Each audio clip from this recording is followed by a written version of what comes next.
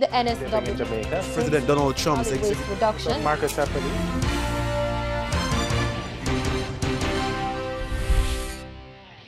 Good day, I'm Shane Masters, and welcome to News Rewind, JNN's look at the top stories of the week that was. A bloody start to 2018 as the country reported over 20 murders in just the first week. In this report, we hear of some of the first murders which took place across the island. Kimberly Wright picks up that story. St. Anne recorded its first murder for 2018 when a man was stabbed at Little Duns River Beach.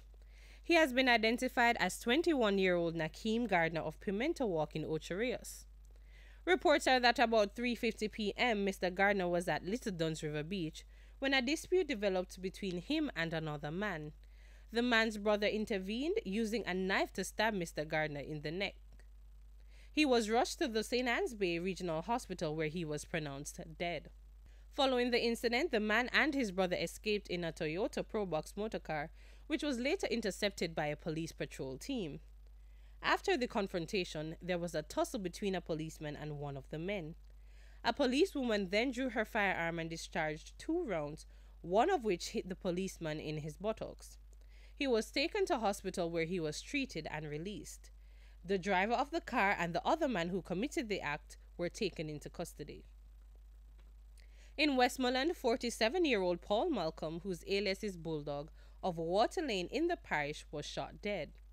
The Frome police say that residents stumbled upon Malcolm's body around 3:20 a.m. Monday morning and called them. The police say when they got to the scene, Malcolm was seen lying on the ground with 2 gunshot wounds to his upper body. He was pronounced dead at hospital. On Monday, 46-year-old Omar Morgan was fatally shot by a gunman in Lakebridge, Brandon Hill, St. Andrew. And 20-year-old Bajio Orr of King Street, Kingston, was also shot and killed by a gunman in his community on Monday. Meanwhile, a man was killed in Yorktown, Clarendon, Tuesday morning. He has been identified as 40-year-old Franklin Morgan of Yorktown and Comapen, St. Elizabeth. Reports are that shortly after 8 o'clock, Mr. Morgan was riding his bicycle when he was shot. Residents heard the explosions and called the police. Morgan's body was found on the side of the road. Frontline News understands that he was deported from the United States 2 months ago. Kimberly. Jamaica's murder rate continues to climb with no seeming let-up from 2017 as Maxfield Avenue in South St. Andrew recorded its first murder on Thursday morning. Reggie Danvers picks up that story. With St. Andrews South being one of the divisions of high murder rates in 2017, the new year is seeing that trend continued. 24-year-old Roshane Hutchinson of Pretoria Road was shot and killed this morning, and it's alleged that this might be gang-related. The police suspects that this was as a result of ongoing feud between Pretoria Road and the adjacent Glen Road. The police are now maintaining a high presence in the area. President of the Jamaica Chamber of Commerce, JCC, Lawrence Watson, said Jamaica is expected to meet its economic growth targets in 2018. He made the disclosure against the background of a rising murder rate and wage issues between the government and public sector workers. Codian Barrett has the details. Speaking on Hotline Interface on RGR 94 FM and JNN on Thursday, the JCC president gave his predictions for Jamaica's economy. Well, I think 2018 on an economic basis is looking good. I think if we reflect on the last 4 or 5 years since we have got involved with our funding agencies, the IMF, the World Bank, the IDB, etc., we have made significant progress under the previous and the current government. And I think what we see now is that our inflation rate is coming down. We see that our exchange rate has stabilized with the Bank of Jamaica's new foreign exchange intervention tool, and unemployment is coming down.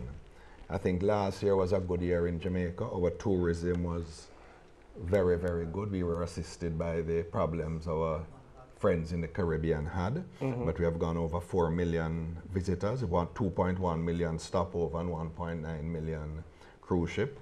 The BPO sector is looking real good. Employment is up and construction. And bauxite seems to be on its way back. Mr. Watson floated the idea that the lowering of the murder rate is linked to the growth of the GDP. Now in 2017, our murder rate has moved from 39 in every 100,000 to 56 in every 100,000. So it has skyrocketed. Now, if we believe the study that we cut the murder rate, then Jamaica would grow. The truth is that if we can really move our GDP growth, the numerator will go up and everybody would be happier. Turning to the wage negotiation with the police, Mr. Watson sought to advise the government on how they should reward the police force. Maybe the criteria that we need to look on is to say, okay, if the police want more money, next year if you get murders down by 50%, you get a 10% increase. Because if we believe the World Bank study, that murders, if it is low, will stimulate growth. That means we put in the productivity to the police and say, okay, let's get murders down to that level. If we look at Montego Bay, the tourism capital of Jamaica, I think they have 180,000 persons. And if you do the mathematical tabulation, it may become the highest crime statistic in the world, even in war zones. So per capita. So we are really, we're in a quandrum. And if we're talking about productivity, maybe we need to bring it forward. Because the Clarendon police have arrested 3 Haitian nationals and 1 Jamaican and seized over $2 million and 500 assorted rounds of ammunition. The seizure took place on Sharp Avenue in the parish. Reports are that between the hours of 5 p.m. on Tuesday and 1 a.m. on Wednesday, a search was conducted and 547 assorted rounds of ammunition were seized. These included 209.45, 101.40, 239mm and 710 caliber cartridges. The operation continued on Hazard Drive in the parish, where approximately $2 million, 401 US dollars, and 5 Canadian dollars were found. The 4 men were taken into custody. Their identities are being withheld at this time. 58-year-old Liebert Webster, St. Elizabeth-based church elder, has been charged with sexually molesting a minor. Mr. Webster was charged on the weekend by Sissoko on allegations that he sexually assaulted an 11-year-old child. The incident allegedly happened in November, and a report filed with Sissoko. The elder was picked up by the police 2 weeks ago and later charged following an investigation. State agencies are helping residents affected by Monday's deadly fire, which destroyed a 3-story building on Slip Dock Road in Rockfort, East Kingston. The fire quickly spread through the 27-room building, affecting 60 residents, killing 1. Several persons were unable to save anything. Member of Parliament for Kingston East and Port Royal, Philip Paulwell, says priority will be given to children ahead of a resumption of school on Monday. Some lost school books and uniforms, among other things, in the fire. We are going to be, from my office, we provided them with school uniform, also books, and we will have to see just when the funding from the government agency will be able to kick in. But in the meanwhile, we are going to try to put resources from the CDF in place to facilitate the return to school. So the priority for me now is to ensure that those children are back in school next week. Mr. Paulwell says the constituency office is also offsetting the cost of medical bills for 2 persons who injured themselves during their escape from the fire. Public sector employees are warning of impending strikes if the government refuses to budge from its 6% wage offer. The Police Federation, Jamaica Teachers Association, and Nurses Association of Jamaica have all rejected the government's offer. Kimberly Wright tells us more. President of the Jamaica Confederation of Trade Unions, JCTU, Helene Davis White, suggested that the government's deal with the International Monetary Fund, IMF, regarding its wage bill to GDP ratio will lead to unrest. The JCTU president added that the government's offer amounts to a wage cut and this will not be accepted by the unions. Mrs. Davis White said the JCTU recently held discussions with a team from the IMF and outlined the hardships which public sector workers face by being forced to accept low salary increases just to meet the target. We have indicated that to the IMF. Interestingly enough, their response is that it is really not their target. It is a target that the government of Jamaica set. which they have accepted. And in fact, they point to the fact that that wage bill to GDP ratio is in fact legislated. So really what they're saying to us is that it goes back to the government in terms of whether they would want to retain that ratio. She said the IMF had warned the Andrew Holness administration about the consequences of reducing the ratio of the public sector wage bill to GDP.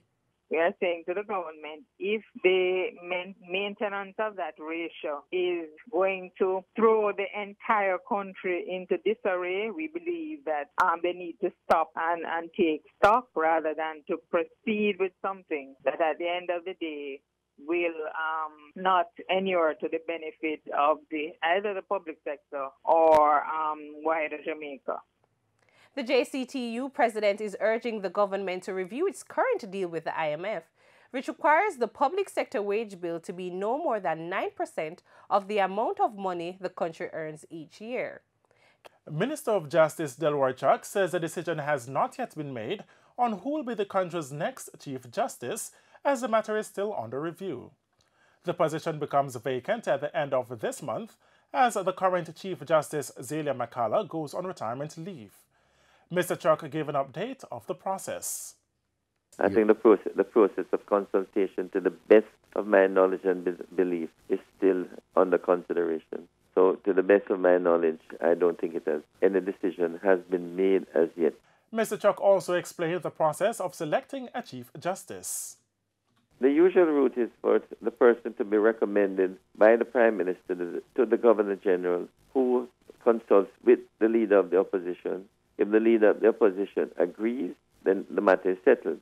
If he disagrees, he tells the Governor General, and the Governor General will inform the Prime Minister, and the Prime Minister can either say, no, I'm going with that person, or can change that person to another one acceptable to the Leader of the Opposition. There has been anticipation in the judicial and legal community about the choice for Chief Justice since late last year. Heavy rains on the north coast hampered traffic in 3 parishes early Thursday morning. In St. Anne, the Runaway Bay Main Road was impassable due to the rains, which began approximately 2 o'clock. In Trelawney, one elderly man who was bedridden had to be rescued by his neighbor after he was trapped in his home. Meanwhile, in St. Mary, there were reports of landslides along the Rio Nuevo Main Road.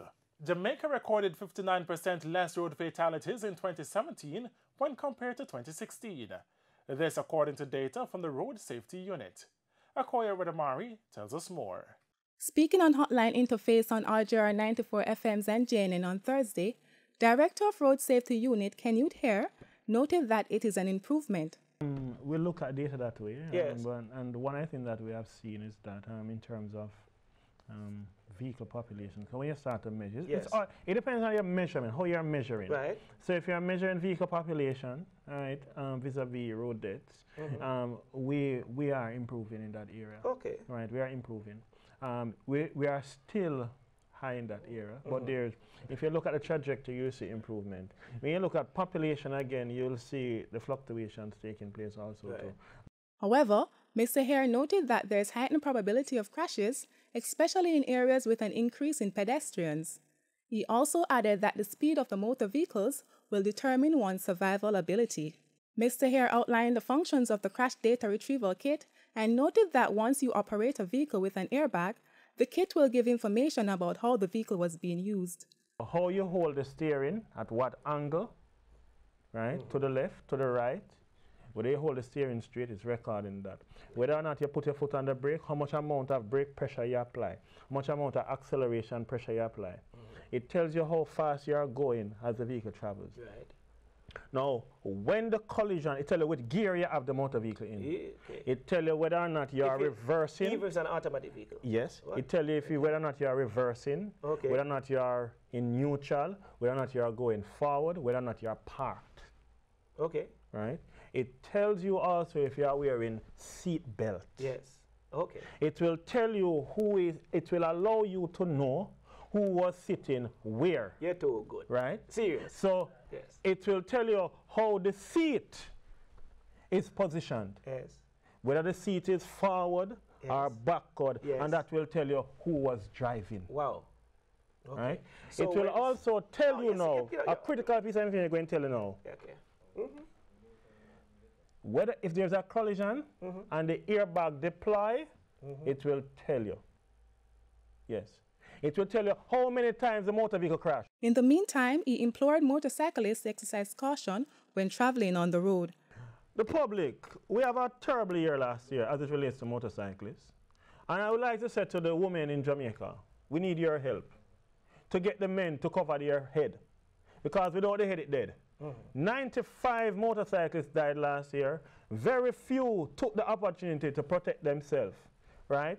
Most of the motorcyclists dying are between 20 to 30 years old. So for the life of me, I am begging every motorcyclist in Jamaica to cover the head. As the National Water Commission NWC aims to increase its revenue collections, it's reminding customers that by law, water supply debts are tied to the land and remain due and payable to the National Water Commission, regardless of who may have used the water and caused the debt to be incurred. The NWC argues that the ultimate responsibility rests with the property owner and does not have a time limit. The NWC aims to increase its revenue collections through a range of stepped-up activities, including payment incentives and more aggressive prosecution of delinquents.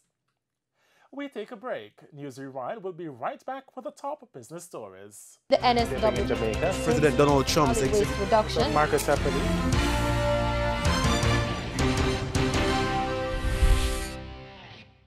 Welcome back to News Rewind. Now for the top business stories of the past week. Intel Corporation shares fell as much as 5% on Thursday, marking their biggest one-day drop in more than a year, a day after reports said mobiles and computers using its chips were vulnerable to being hacked. More in this report. Intel shares were trading at $43.16 in heavy early morning trading. They closed down 3.4% on Wednesday.